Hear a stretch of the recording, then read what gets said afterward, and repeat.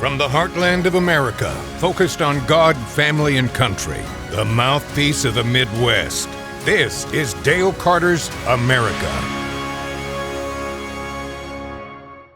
From our podcast studio in Raytown, Missouri, I'm Dale Carter. He's Kurt Wheeler. Welcome to another episode of Dale Carter's America with lots to talk about again today. We are brought to you in part by Bob Watson State Farm Insurance. He's my insurance agent. I want him to be your insurance agent.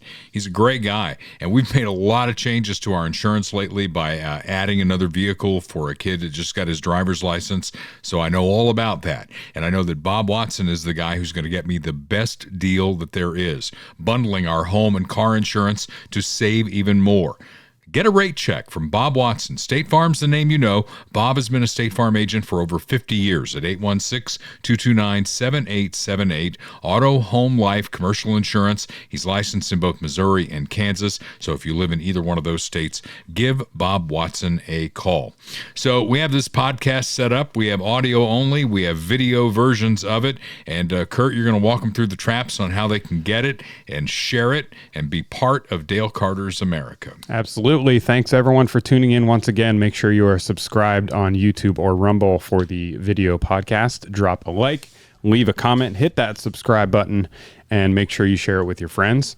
It all helps us out greatly, and we do appreciate it. You can find the audio-only version on Spotify, Apple Podcasts, wherever you get your podcasts, and then make sure to follow us on Facebook as well for all of Dale's musings and to leave us hateful comments. Exactly. We love the hateful comments. That's fine. We love the hateful people. We love the hateful people. We love them. Frankly, they're great, right? We love them. We love them so much. I wish I could find this real fast because somebody sent me a video of a comedy duo, a black guy and a white guy. And the black guy's doing Donald Trump and the white guy's doing Joe Biden. And they're together, answering questions in a news conference. And it is hysterical. Maybe I'll find that and we'll do that another time here. There's a lot of news that's breaking right now in the news about what's going on over in Russia and Ukraine. Donald Trump and Vladimir Putin are going to meet as early as next week.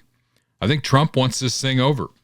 And he's very frustrated with Vladimir Putin that he's not, ending this thing. It's like in Trump's mind, he doesn't understand it because a lot of people think that Donald Trump's like this warmonger and all that. He's not. He's a businessman, and the best way to do business, the most expeditious way to do business, is not to have a war. And he just doesn't understand why thousands of people are losing their lives needlessly every week in this war, and he wants to put an end to it. He's really putting the vice grips on Russia. Anybody who does business with Russia, he's going to go after them with tariffs. Did you see that he went after India? Because India is buying Russian oil, and so he's going to go after India. He's going to put the clamps down until something is done here. This has been going on for 3.5 years, and I will remind you all that the green light that Vladimir Putin had to go into Ukraine was Joe Biden's botched withdrawal from Afghanistan. He's like, I can do anything I want now because this guy's a complete moron, and he went into Ukraine. And he didn't do it when Trump was president. He took the Crimea when Obama was president. So I think, we know who he thinks he can get away with more around, and that's going to be the Democrats. So Trump's like, hey, I'm here. Let's talk. Let's get this thing done. I'm cautiously optimistic that they're going to get something done because it's a stalemate. I mean, there's been no more territory claimed, has there? Not that I'm aware of. I haven't been following it super closely. They're just killing each other. Yeah.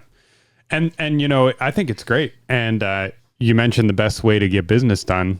It's also face-to-face, So meeting with somebody face-to-face just in whatever business you're in is always going to be more productive than a phone call or a Skype or Zoom or whatever, So. And Biden wouldn't give him the time of day. He went over to Europe. He made a lot of speeches. He called him every name in the book and said, he wanted him removed from Russia. I didn't think we did that, right? said he can't continue to be the president. Well, you're no longer the president, Joe. Go eat some tapioca or something and let Trump get over there and see if we can't put an end to this thing. There's no details on it. A top Kremlin aide said that preparations for the summit are underway. I mean, it may be done by the time you get this episode. That's how fast the news cycle moves. No idea where it's going to be, when it's going to be, but that's positive, I think. Yep, definitely. Good stuff there. I'll tell you some other good stuff. We have a brand new sponsor on the podcast.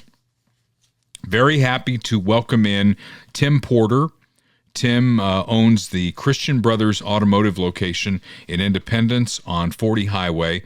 It's basically just east of 291 470 on 40 Highway. It's right there in the middle. There's a bunch of businesses right there in the island that's between the eastbound and westbound lanes, and Christian Brothers is right there. It's 19600 East US Highway 40.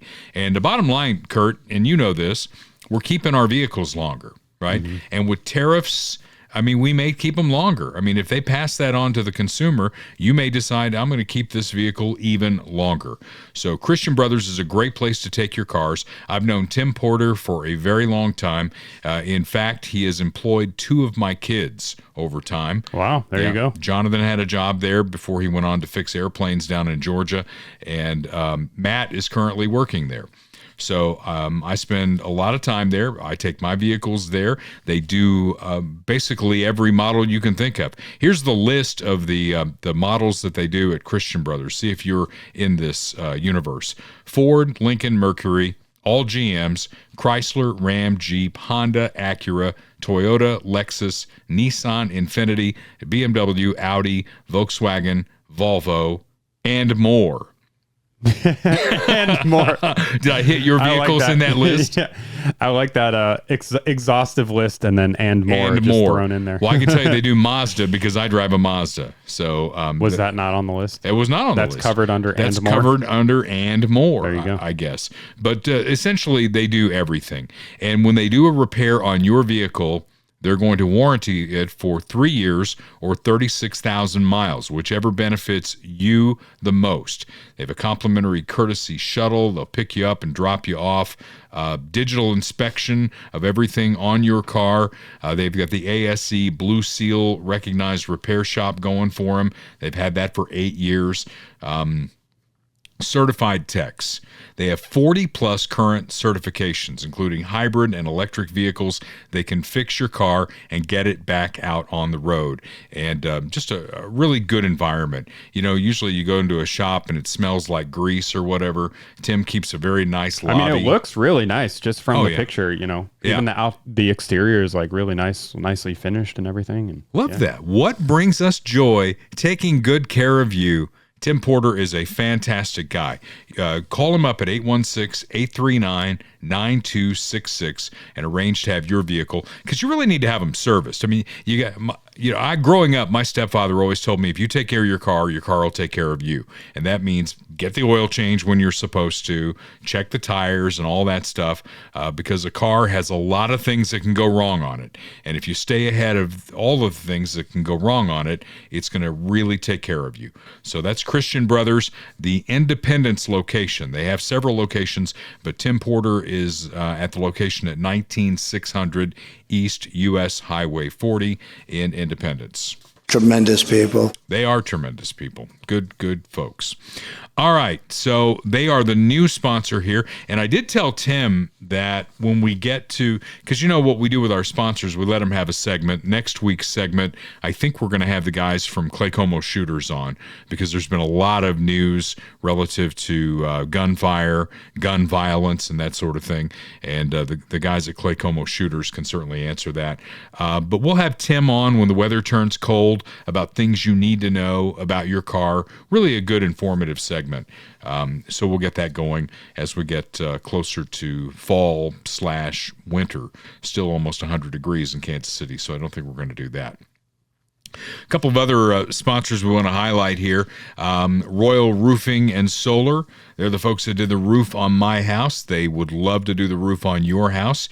816-540-7057. Austin Watterson's company started really small down in Cass County, but it is growing. They've got locations now all over the state, including St. Louis. They will take care of your roofing needs. They're not fly-by-night. They're not the shysters that are going door to door who tell you that they can cover your deductible with your insurance company. If a roofer tells you that, run, because that is not true. Okay, and some of them are telling their door-to-door people, tell you whatever it takes to get the job. You want somebody who knows what they're doing, get Austin Watterson and his team on your roof. Roofedbyroyal.com. And again, you can reach them on the phone at 816-540-7057. Funhouse Pizza, 50 Highway in Lee Summit, 7 Highway in Blue Springs. That's the place to go for whatever you're celebrating. Birthday party, team meeting, anniversary. Pizza goes great with everything. And the cold beverages too, the gaming that they have there. Kids love Funhouse Pizza. And you can get it to go. Order it online, funhousepizza.com. Jim Dingman's a great guy, and he'll put your kids to work. You got some teenagers need that first job? I can think of one. His name is Little Lord Fauntleroy, and he is 17 now with a car sitting in my driveway, and I would like for him to pay for his insurance. And Put him to work. Put him to work. Put him to work. Get him a job. Come on, Jim, help me out here. 50 Highway Lee Summit, 7 Highway Blue Springs, Fun House Pizza. It's got fun in the name, so you know it's fun. Almost as much fun as Politics American Style. That's one of my update beds on KFKF. Oh, nice. Politics American Style. They keep saying dumb stuff to you and me, and they do. They definitely do. Redistricting is sort of the big story going on right now. Gerrymandering, if you will. Texas legislators fleeing to Illinois, which I thought was a curious choice. Did you see the video from these guys who went to Illinois? They're all standing there with Pritzker, who's the governor. I mean, does he not look like Boss Hogg from the old Dukes and Hazzard show? Dukes of Hazzard. I'd have to look. I mean, Boss Is he Hogg, like a real big fat guy? yeah, he's a real big fat guy, and he smokes a cigar and all that. He doesn't look anything like Boss Hogg, but he looks like, I don't know, maybe like There he is. Big Pussy on The Sopranos. Yeah. He does look like him, yeah. Yeah. So, I mean... Well, you know what happened to him, so hopefully that doesn't happen to this guy, too. Well, you know, he wants to be president. He really does. Yeah. I don't think he's going to become president. And, you know, the over-under on governors who end up in prison in Illinois is pretty high. Really? I mean, it's a corrupt state. Yeah. Top to bottom. And it's funny because these Texas legislators who don't want to vote on redistricting right now because they know that the Republicans have the majority and they're going to gerrymander because everybody does it. When you hear it's just the Republicans who do this because they're mean and they're nasty, not true at all. They all do it.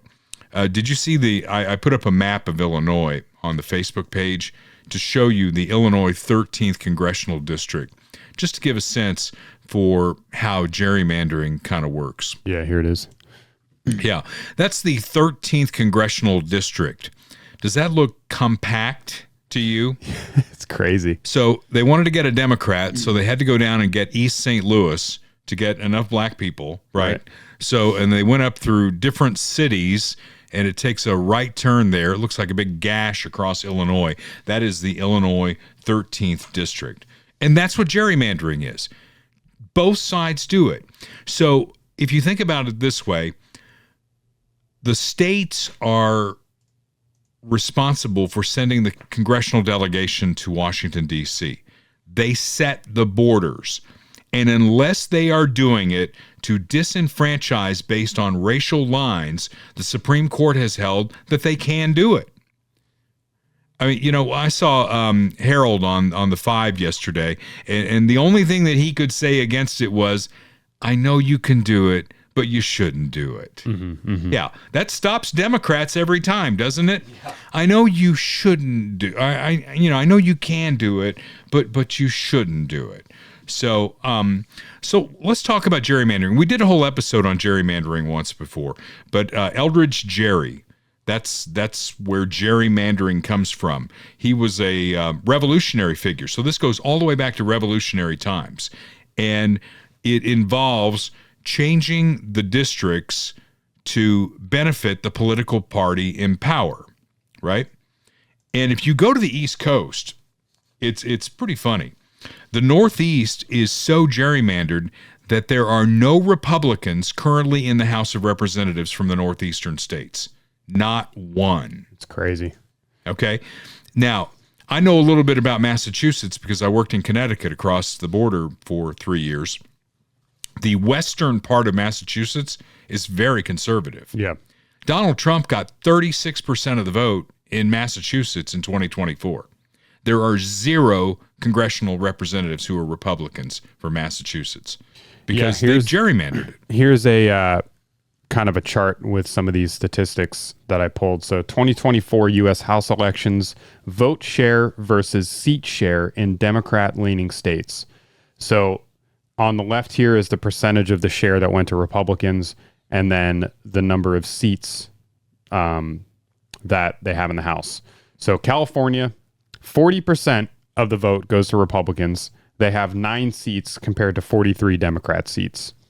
Massachusetts, as you just said, 35% of the vote goes to Republicans, 0 Republican seats versus 9 Democrat seats. Connecticut, 38%, 0 Republican seats, 5 Democrat seats. And I lived in Connecticut. Connecticut has some very conservative areas. And when I was there, my congressman in Connecticut was a Republican. Yeah. New Mexico, 44% of the vote goes to Republicans, 0 Republican House seats, 3 Democrat House seats.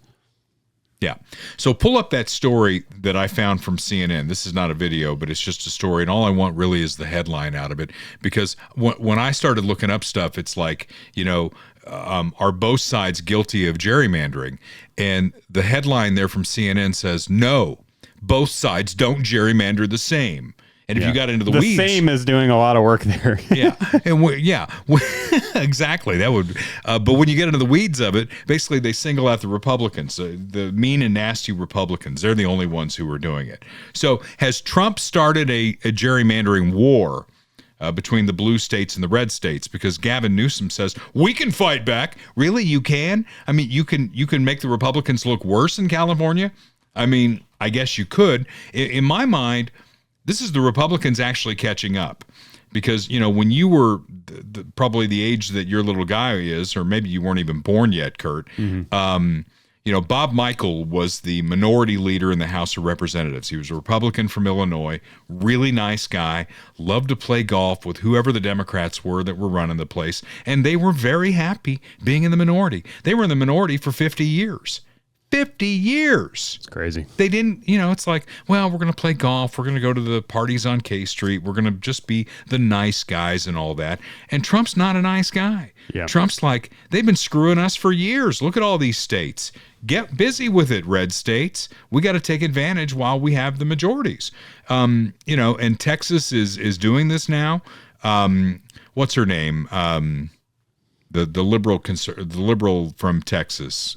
Jasmine Crockett. Jasmine Crockett. Yeah. All I can think of is it's Gary McNamara's congressperson, and she's really? She's illiterate. And Gary told me that in the last redistricting, basically he lives like 1,000 yards into her district. Oh wow. So that was totally gerrymandered to get her a seat, and now the Republican majority is trying to correct that because they have the majority now. Yeah, it goes along with everything else. I mean, it's not just the redistricting issue, but I think Republicans are starting to realize that they've been taking the high road, quote unquote, on all these things like election stuff, redistricting. They're always on the defense, and they keep losing. Right. So the lovable losers, kind of like the Chicago Cubs for years and years. I was a diehard Cub fan when I was a kid. Think about it this way. You've seen Jurassic Park, right? Oh, yeah. Okay. The first one. I mean, Dino DNA. There's like 15,000 of them now, but the first one was the best one. Politicians are like the Raptors. Remember the Raptors in it? Yeah. What were they doing? They were testing the fences. Clever girl. Yeah. They're testing the fences. And both parties do it, right? And then they cry like stuck pigs when the other side ups the ante, right? Mm-hmm. Case in point, the Senate does away with the judicial filibuster. Remember, Harry Reid said, we can't get our judges confirmed. Republicans are holding us up too much. Right. So we're going to do away with the judicial filibuster. And, the Republicans were like, you don't want to do that.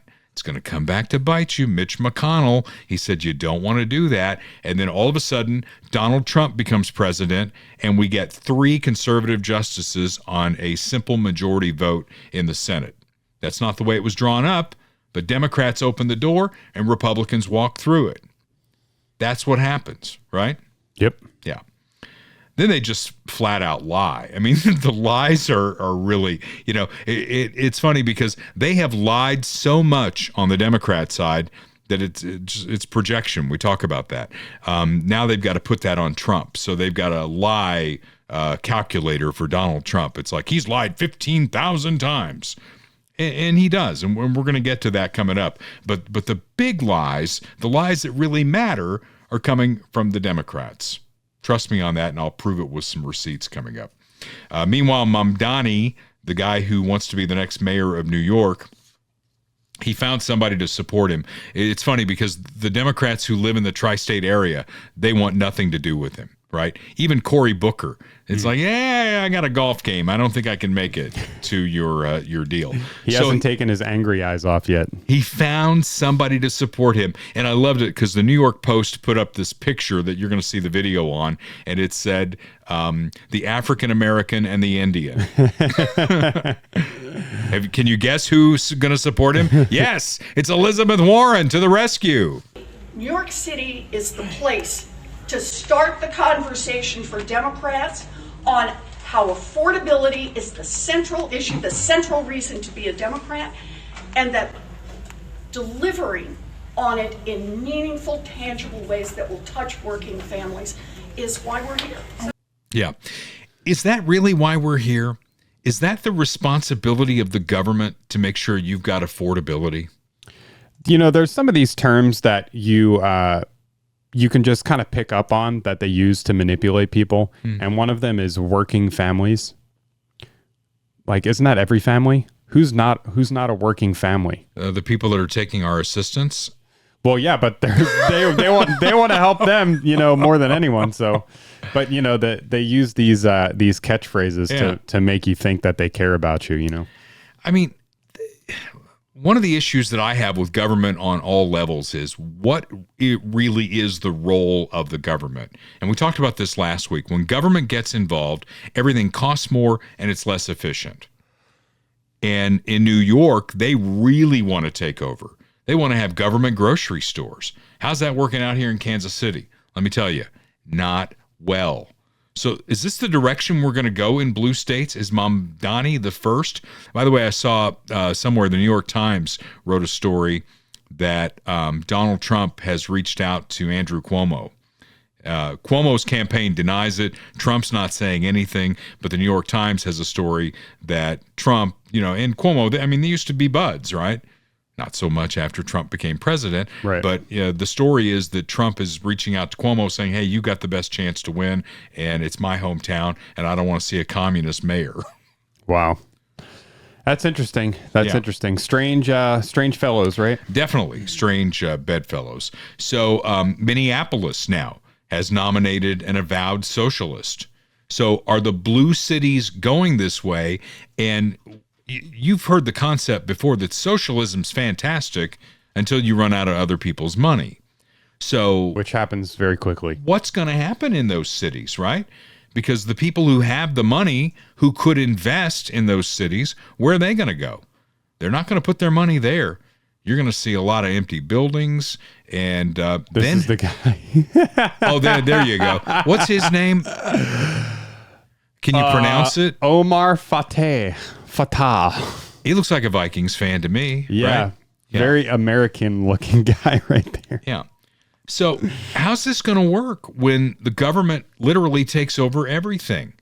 And the people of means, the ones that the Democrats vilify, because God help you if you make it in this country. If you make something of yourself through your hard work and your investment and you're putting your capital at risk, God help you, because the Democrats hate you at that point. Mm-hmm. Then it's like, well, you have a moral responsibility to plunge all of your money back into this sinking hole. Yeah. Which I don't think you do. But there you go. That's Mamdani and his Indian friend there from Massachusetts. And then you got the guy in Minneapolis. Where does it all end? Yeah, those are the people that are going to be running our cities in America. A guy named Mamdani and a guy named Fatah from Somalia. There you have it. And you wonder why we love living in flyover country. Yeah. You know? I mean, we got our own problems in Kansas City, but I mean, you know, Lucas, the Pharaoh, as I call him, I mean, he looks like George Washington compared to some of these people. So there you go. So 2 losers show up on CBS. Did anybody watch? I don't know. You had Kamala Harris show up on Colbert's show. Colbert's on his way out. She's got a book she wants to pimp, and so she shows up on his show. He's like a lame duck TV show host now. He gets to kind of do whatever he wants, you know? Yeah. Must be nice. Yesterday, you made an announcement that you're not running for the governor of California. Correct. Yeah. You said you're going to sit this one out.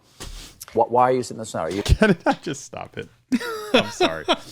Who goes on TV to announce that they're not doing something? Well, now she's got a book that she's pimping. Oh, okay. Which we're going to get to in a moment. It's the book. It's the book. It's the All right. book. Well, let me let it roll. Sorry. Saving yourself for a different office that might be? No. Obviously, people project onto No, their I hopes and understand. dreams. And honestly, that it's more perhaps basic than that. She's got wine in the coffee cup, by the way. I am a devout public servant. I have Stop spent the my tape entire there. I am a devout public servant. Yeah. In some ways, I guess. Yeah. career in service of the people. Of the people. But to be very candid with you, I had to defend my decision to become a Cut. prosecutor with my family. Oh, there's edits to Why it. is it then when we think we want to improve a system or change it, that we're always on the outside on bended knee or trying to break down the door? Shouldn't we also be inside the system? And that has been my career. Recently, I made the decision that for now, I don't want to go back in the system. I think it's broken. Wow. Yesterday, She's so above it, you know? Wow. Did you count the edits? Oh, like, 15, 20, something like that? Yeah, a lot. I probably should have had the original because you would have heard all the word salad. I just wanted to get a cogent point across. You would have heard, you know, she kind of has like, in the way that she talks, she has a little, you know what I mean? She goes like, and I told them she has those little kind of vocal fry thing going on. So they probably cut all that out. The system is broken, she says. Yeah. No, she's just so noble and so admirable. She's just above it all. She's just above it all. She doesn't want to be in office because the system is broken. And she's just, she's so pure. But do I have to remind you that, you know, when she ran for president, she got out before the first primary because she had less than 1% in the polls. Less than 1%. And the only reason she was picked to be the vice president is because she's a black woman. Yeah. And who else were they going to get? Right? That was the deal that Joe Biden made to secure the nomination. The only reason she ran for president this time is because Joey face planted on live television, and it's like they had an oh shit moment. The same moment that we saw all along. Joe Biden, if he really wanted a Democrat to win, he should have gracefully stepped aside a long time before that debate. And given them a chance to have a primary process.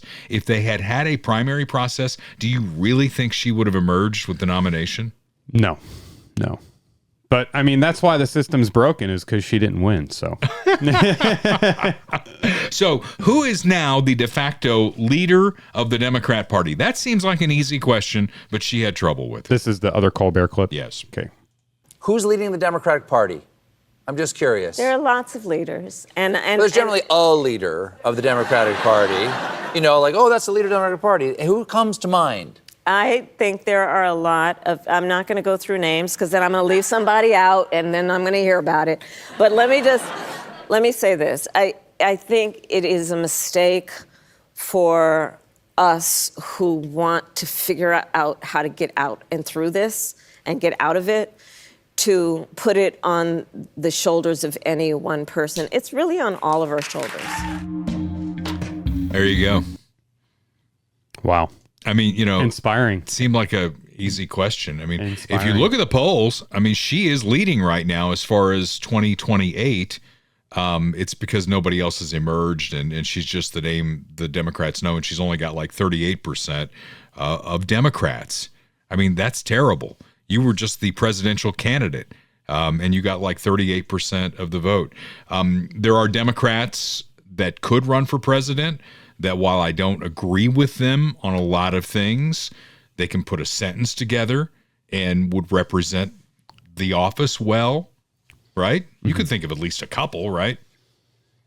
I mean, you wouldn't stay up at night if Gavin Newsom were president. Well, I'm not going to stay up at night regardless of who's president because I don't put my faith in the president.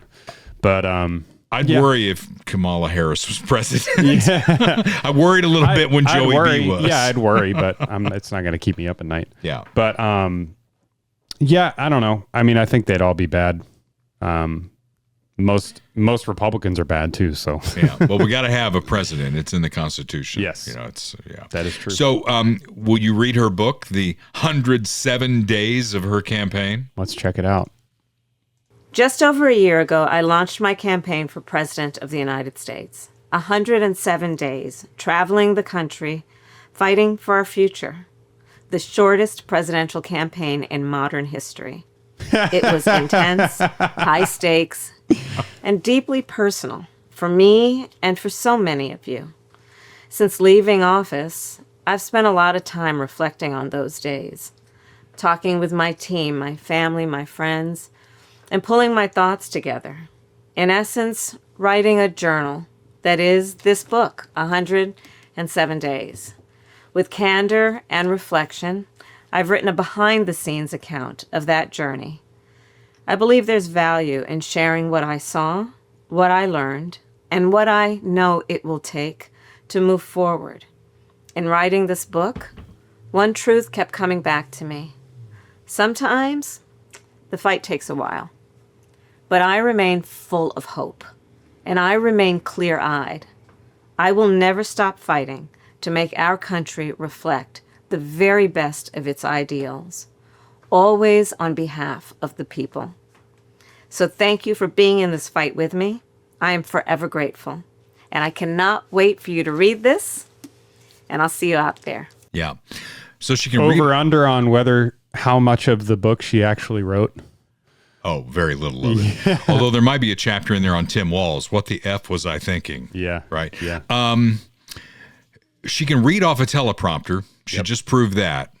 But you can't ask her a question contemporaneously because she just can't put the sentences together. But she proved there that she can read off a teleprompter, and I didn't see any edits. They're very good at promoting their losers, you know? It's like the same thing happened with Hillary, too. Didn't she come out with a book like right after Trump won? It was like, what happened? Or something like that. Simon & Schuster gave her a huge front on that, and then, the books all ended up in a bargain bin. Nobody's going to buy that. Yeah. Democrats don't want it. I mean, she'll sell it. She'll sell it because these bookstores like Barnes & Noble and whatever, they do advance orders. So she'll get a bunch of advance orders for the book. She'll make a bunch of money. She probably got an advance, from the publisher, right. Like you were saying with Hillary's book. But is anyone actually going to read the words in the book? That's the question. We should, on the podcast for a while, have a chapter a day and dramatically read it. I'll have to work on my Kamala impression. I could read it as Kamala. Okay. Meanwhile, they let Joey out of the home. And he's still peddling his dark days narrative. If you're a Democrat and you see this, don't you want to intervene? Somebody go get him. Somebody go put him back in the home, because this is not going to help us advance. It's not going to help us in the midterm in 26, and it's surely not going to help us win back the White House in 28. Folks, in our lives, the life of our nation, there are moments so stark that they divide all that came before from everything that followed. Moments that force us to confront hard truths about ourselves, our institutions, and democracy itself. We've seen the law firms bowing to pressure, bending to bullies, instead of staying rooted in justice and the law, including some of the largest newspapers in America. We see the apparent glee some of our politicians express. Why do they have? That's while watching immigrants who are in this country legally, torn from the arms of their family, dragged away in handcuffs from the only home they've ever known. Look, folks, we can't sugarcoat this. These are dark days, but you're all here for the same reason. It's because our future is literally on the line. It's on the line. It's on the line. Dark days. Yeah, and of course he's lying there. You know, there aren't legal immigrants to this country being hauled out in handcuffs. I mean, that was a weird edit. I don't know what was up with that. I don't know what was going on with it, but it came from the AP, the Associated Press. Yeah. So I thought it was, you know. You know, I see stuff like that. I hate to say it. I see stuff like that, and I kind of miss the guy. Do you miss him? I don't miss him being president, but I miss him being around. You know, he's so much fun. Yeah, he needs to get the dentures like re-glued or something because they're slipping. Yeah, it's a little slurpy. He and Nancy Pelosi, the same deal. So you are kind of missing the golden days of Joey B. Yeah, you know, I mean, we got the soundboard here. I don't even get to use it anymore because he's not president. You know what I mean? We got the Corn Pop was a bad dude. All men and women created by you know the thing. You're a lying dog faced pony soldier. You said you were, but you're. It's like bygone era. Yeah. You know, we had International Lifeguard Appreciation Day last week. I always look for this day in history to use on the morning show, and I used his Corn Pop drop. You know, and guess the celebrity. You know, For can you name? Appreciation Can you name the famous lifeguard? Wait, was Corn Pop the lifeguard? No, Joey was the lifeguard. Corn Pop was the troublemaker. Right. Remember, he was like sharpening his chains. Joey was the lifeguard because he used to get in the pool and rub the kids' legs. The kids would rub his leg hair down or something like that. Yeah. And they're calling Trump a child molester. Yeah. You know, that's their thing now. You know, if you look on Facebook, it's like, he's a child molester. And I've gone into some of them ill-advisedly, I know, and I've said, where's the proof? There is no proof. Well, there's no proof because they won't release the proof. So we don't have the proof. I think we should, instead of reading Kamala's book, we should start like a national lifeguard advocacy organization, and then we should petition for Joe Biden to come speak at our gala. Yeah. And then we can have him come and tell his Corn Pop story. We can send him a letter and say, Mr. Vice President or Mr. President. Do you still call former presidents Mr. President? Yeah. Yeah. Mr. President, we just are so inspired as the National Association for the Advancement of Lifeguards. We're so inspired by your story. Can you come tell your Corn Pop story at our gala? That, and also tell us the one about how the kids used to like rub your leg, and watch the hair come back up. That would be too obvious, though. If we asked, they would know that it's a setup. We have to just let him let that come out organically. Just tell him the Corn Pop story. He'll come tell the Corn Pop story. All right, let's move on. Clay Como shooters. They are with us again on the podcast, and we really appreciate those guys. 69 Highway in Clay Como. It's right between I-35 and I-435. Find the right firearm to protect your family and get trained on it. You just never know. And the police, they're a 911 call away, but how long is that going to take between the danger for you and your family and the cops getting there? These guys know cops. They are cops. They are former cops. In fact, the son of the owner is now a police officer. So we're really proud of those guys. So they're law enforcement and former law enforcement. They train the cops, and they can train you as well. They buy and sell guns, all major brands with ammo to go with them, all the accessories you need. They're not a big box store. They're a neighborhood business looking out for you. They've got an affordable indoor range. That's going to help with your training. So call them and get it set up. Go see the guys, meet the guys, see which firearm works best for you, and then get in there in the range. Let Herb and the guys there at Clay Como Shooters get you trained. 816-452-4867. How much is it worth to you? How much is your family worth to you?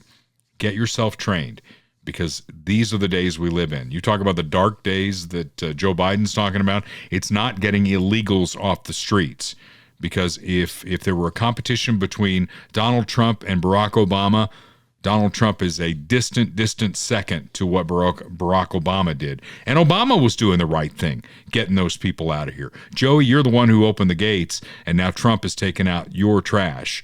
So get trained, because the dark days that are happening because gangs of thugs are running around. You know, we had a 38-year-old thug just get out of prison, and within 6 months, he kills a Wyandotte County deputy. You need to be trained, because you are the last line of defense for your family. That's all I'm going to say on that.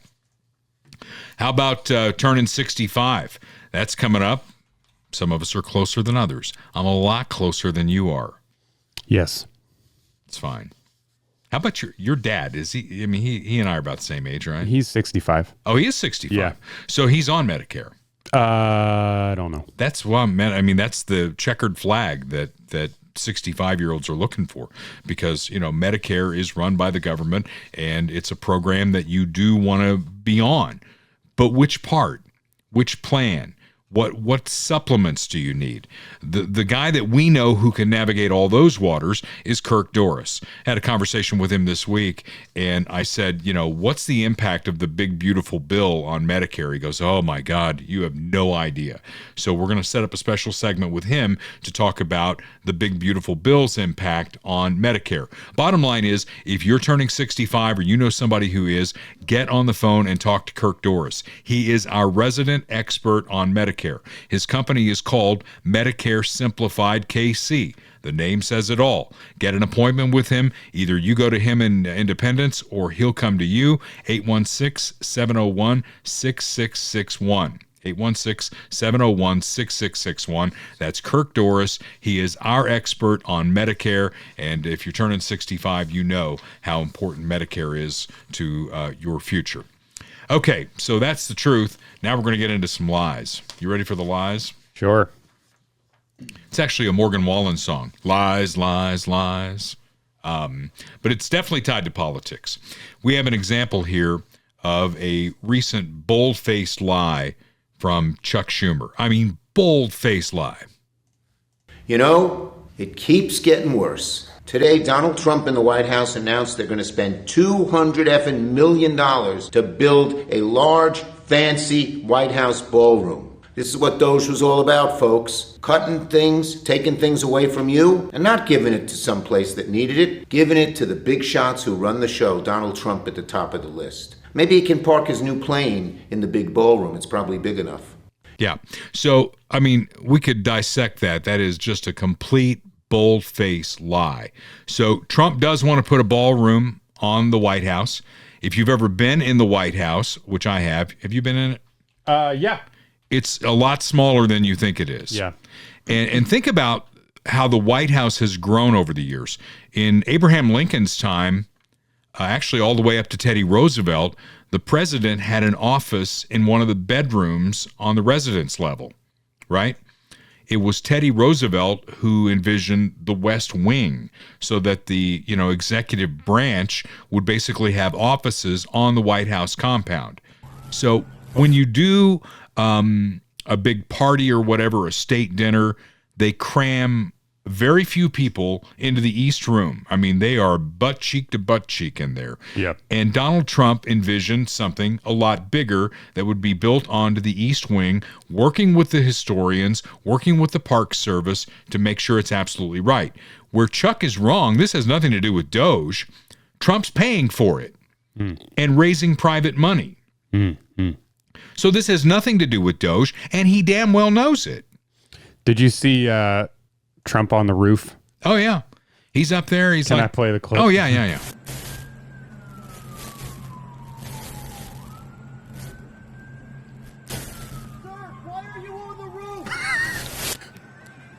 Mr. President, what are you doing up there? Just taking a little walk. I don't know why the audio is so messed up. Yeah, but well, he's way up there for something. Yeah. I was waiting for somebody to say, "No, jump!" Sir, why are you on the roof? That just cracks me up.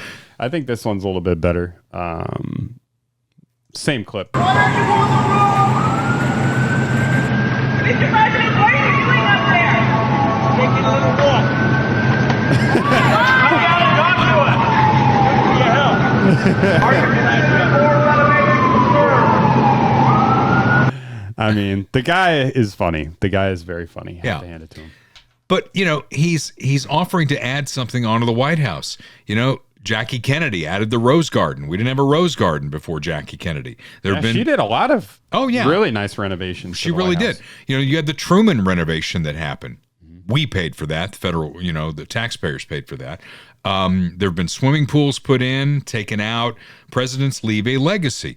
And so his legacy is going to be this ballroom that the United States can be very proud of. And it had nothing to do with Doge, had nothing to do with taxes. It's everything to do with Donald Trump paying for it and raising private donations, which I'm sure he'll get. But Schumer, he knows it's a lie. Yeah. This is not a Donald Trump type lie. We're going to build this big, beautiful wall and Mexico's going to pay for it. That's a promise. Probably didn't happen that way. That's not I know this is wrong, but I'm going to say it anyway. Right. I am totally lying to you. Okay. Another truth about Schumer is, Trump still doesn't have his whole team confirmed. You know that, right? Mm-hmm. There's like hundreds of people who have not been confirmed. The Senate is dragging their feet. We are 8 months down line on this administration, and he's still dragging his feet.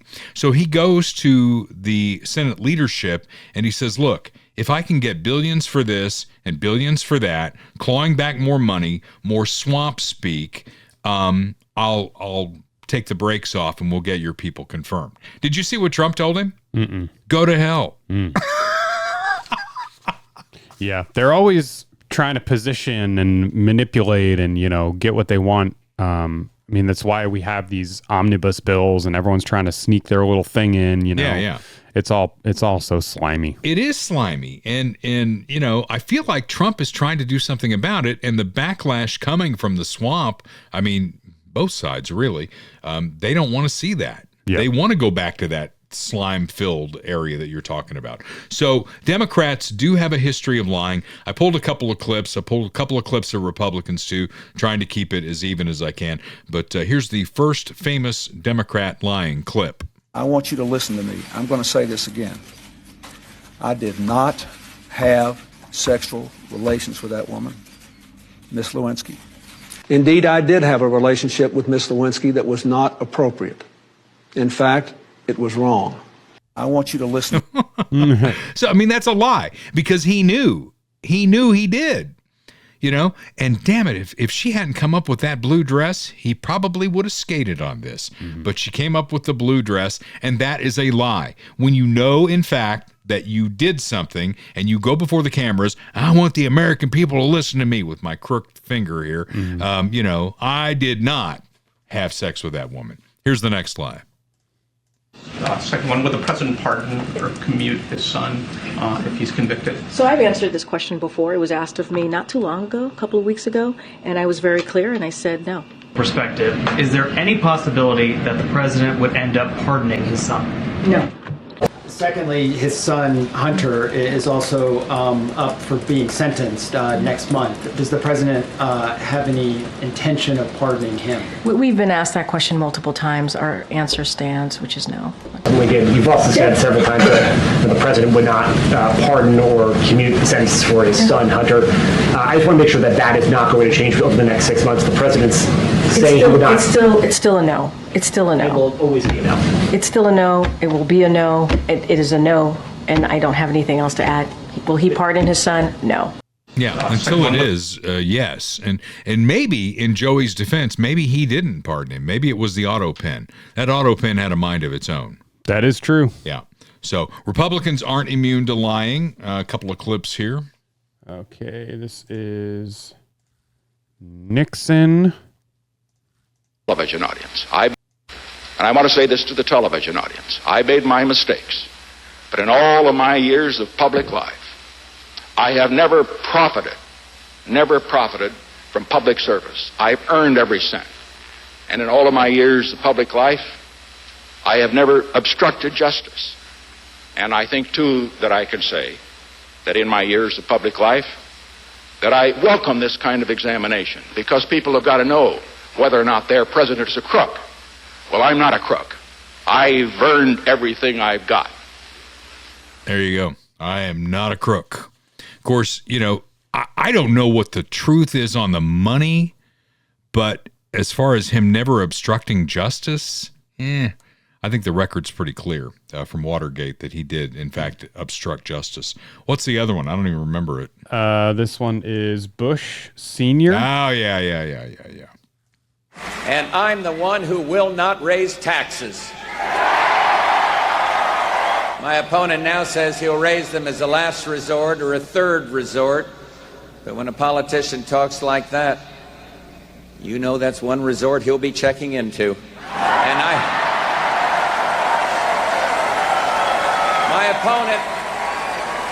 my opponent won't rule out raising taxes, but I will, and the Congress will push me to raise taxes, and I'll say no, and they'll push, and I'll say no, and they'll push again, and I'll say to them, read my lips. No new taxes. Yeah. So the lesson there is, in politics, don't paint yourself into a corner. Yeah, right. Don't say that. Like releasing the Epstein list, for example. Yeah, exactly. So that gets me to Trump. Is Trump a bold-faced liar, or is he just a blowhard? I think he's just a blowhard. Yeah, I mean, I think everyone in politics lies to some extent. Trump is not immune to that. He's not, a totally honest person. But if we're being honest, and I think if anyone is being honest, he's more on like the shit talker end of the spectrum rather than, an intentional deceiver. And they rack him up as lies. It's the biggest this. It's the right. He's always trying to be the best.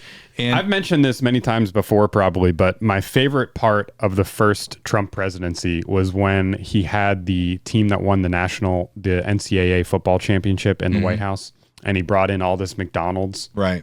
And then he went on camera and he was like, we've got tons of Big Macs. They'd stack up a mile high. And then I think it was the Washington Post ran a fact check story and calculated the number of Big Macs that he had. Yeah. And then how high they would stack up. Right. And they were like, well, actually, fact check, false. It would not stack up a mile high. That was a real story. That was a real story that really happened. that is the kind of stuff that they do. Yeah, it's crazy. But it's not slowing Trump down. He's still, everything is the biggest, everything's the best. Right. We could pull 5,000 clips like that. But is he saying something that he knows is not true? Yeah. And he may be doing that to a certain extent. I was in politics for most of a decade. I might well be going back into it again. And I can tell you with certainty that I have never told a lie in any setting that had to do with my political career. Mm-hmm. I never, I never said something was going on, something was happening, money was being spent here when I knew in my heart that I was lying about it. Yeah. I just can't do that. I don't want to do that. Well, I mean, in fairness, too, it's like the pressure of being the president or like a national politician must be immense. You make all these promises, you have this idealism that you campaign on, and then you get into office and you have all these different lobbies putting pressure on you. You have foreign lobbies putting pressure on you. Yeah. You have people pulling at you from every which way, telling you, don't do this, don't do that. And Trump is a rare figure in that sense, probably more so in his first term than in this term, that he can actually resist that. He can actually say like, no, you're not going to tell me what to do. I'm the president. I make the decisions. Whereas people seem to get influenced very easily. And that's a big part of it, I think. Yeah. Well, can you explain to me why Chuck Schumer went on camera and completely lied about the ballroom, saying that it came from Doge cuts and it's billionaires keeping money? I mean, I can't explain it in like a, psychological sense or whatever, but I don't know what his what his rationale is or what he's thinking internally. But I think these people are in the machine for so long, they get lost in the sauce, and the ends justify the means, you know? Well, we'll see if the American people buy it. I don't think they will. I think, there's too much going on out there for what he said to take hold. At least I hope so. That's my hope moving forward. So if your hope moving forward is you want to change addresses, you want to get out of that apartment that's cramping your style, you want to get into that starter home, you want to get into a bigger home because you're populating the house, you're having more kids, or maybe your kids have moved out, gone off to college or whatever, and you're downsizing because you're an empty nester, or you found that piece of property you want to build something on. My guy, Michael Schroer, is getting it done. And you talk about the stuff I put up on Facebook anymore, it seems like I'm putting up sold signs for things that Michael is getting done because he moves properties. He can get yours sold and he can find you your next home. Michael Schroer, he's with Remax Elite in Lee's Summit. And you should reach him on the phone there. If you're thinking about selling or moving out of your apartment life into a starter home, he's the guy who can get it going for you. Maybe your kids are doing that. It's happening later and later. We had that last week on the podcast. Maybe your kids are finally buying homes. 2 of mine have bought homes. You've bought yours. So it does happen, right? In the 30s now, but it is happening. 816-373-8400. His cell phone is 816-520-9342. His email address, Michael Schroer, spelled SCHROER 56 @gmail.com. Get that conversation started. Then after you secure all that, the next conversation you need to have is with my guy, Bob Watson. You want to make sure you got insurance on that thing. Are you going to need an umbrella policy? Do you have a swimming pool? Definitely have an umbrella policy if you have a swimming pool. Car insurance. Whatever insurance you need, State Farm is like a good neighbor. They're always there. And Bob Watson's been my guy for 30 plus years. He's been insuring people in eastern Jackson County, actually both sides of the state line, Missouri and Kansas, for 51 years. The guy knows what he's doing, and he has an incredible staff ready to take your phone call, answer any questions you have, and find you the absolute best deal that bundles your home and car insurance to save you money and get you the coverage you need. Bob Watson, State Farm, 7th and Main in Blue Springs, 816-229-7878. It's good to be the superintendent of the Fairfax School District in Virginia, Dr. Michelle Reed. She's got a sweet gig. Do you know she makes more money than the president of the United States if he took a check? Trump doesn't, but when Joe was president, he was making $400,000 a year. She starts with a base salary of $424,146. Yeah. Fairfax County, I used to live there. It's I think it's the biggest school district in America. It's in the top 5. It's massive and bloated. I mean, the amount of money they spend there is insane. I've seen it firsthand. They have 180,000 students. Yep. New York has 1 million. So it's quite a difference. Right, but I think it depends on how you do it, because the jurisdiction in New York is, they kind of separate their jurisdictions a little bit. There's some nuance there, but okay. As far as not, like big city school districts, it's one of the biggest. Yeah. So because they ran this story I have ran a comparison, and the chancellor of the New York school system, Melissa Ramos, makes $414,000 a year, and she oversees 1 million students. And Reed oversees 180,000 and makes $424,146. You want me to play the clip? Yeah, because she's trying to get even more than her humongous salary out of all this. This morning, our 7 News I team is digging into Fairfax County Public Schools search for a new bodyguard for Superintendent Michelle Reed. The 6-figure salary is raising concerns in the already cash-strapped school district. To deal with this budget shortfall, they're actually cutting teachers. So I thought, how insane is this that student outcomes have actually declined precipitously since COVID, and they're putting their money into things like a personal bodyguard for the superintendent. While Fairfax County Public Schools did not answer specific questions from 7 News, it did provide a statement which reads in part, quote, "The highly publicized tragic events around the country over the last several months illustrate the need to intensify and enhance security protocols at all organizations." All those school shootings, we need more security. Yeah. For me. Yeah, for me. Test scores are going down. You know what? To pay for this security guard I need, because they're going to pay him 6 figures. We'll the just security cut some guard is teachers. going to make 6 figures. Oh, yeah. Oh, wow. Nice. We're just going to cut teachers. Yeah. We don't need teachers. We're a school. What do we need teachers for? I know. Exactly. So, if you're looking for a job, perhaps superintendent of the Fairfax County Public Schools would be a way to go. Yeah, or the bodyguard even. We need to hook her up with Clay Como's shooter. She could get a firearm and take care of herself. Save that school district some money and hire some teachers. On that note, we'll leave you until next week. This is Dale Carter's America. The views expressed on Dale Carter's America are Dale's and Kurt Wheeler's. They do not necessarily reflect the views of KFKF or Steel City Media. Comments can be sent to dalecartersamerica@gmail.com. Check back for weekly episodes. Subscribe, spread the word, and give us a 5-star review. Thanks for being a part of Dale Carter's America.